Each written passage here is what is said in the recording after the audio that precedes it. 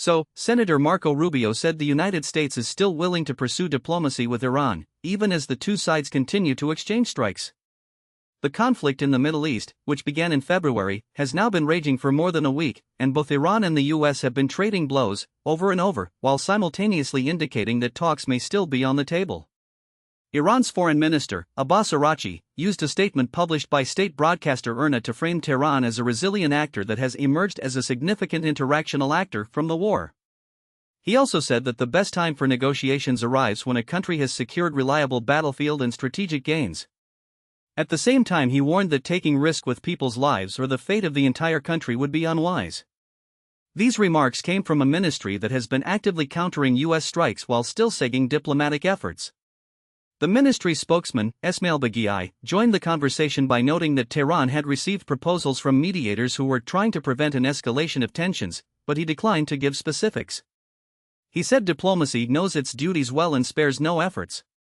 His comments, like those of Araghchi, were brief, no new details, but they sent a clear signal that Tehran is still keeping its door open, even as the conflict heats up. Rubio's own statement was made on the morning of that same day, before he left for an ASEAN summit in Manila. He said the U.S. remains committed to negotiations, but added that their behavior has to change in order for ours to change.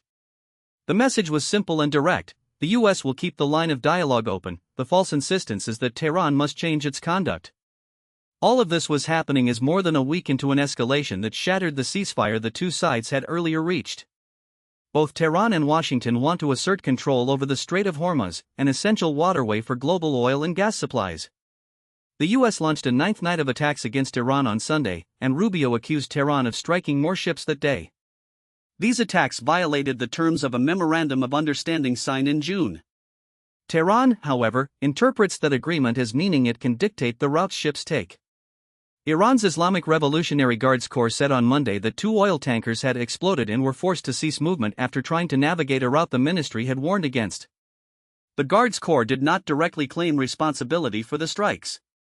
The description in the article also notes that the incursion affected infrastructure such as bridges and water facilities in the broader Middle East.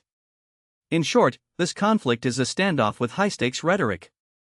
While both sides mention diplomacy, they are simultaneously expanding strikes, testing each other's resolve, and dealing with the strategic implications of controlling the Hormuz waterway.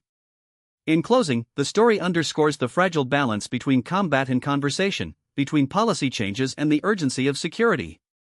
The next moves from Washington and Tehran will determine whether this war either escalates further or finds a way to the negotiating table again. Thanks for listening.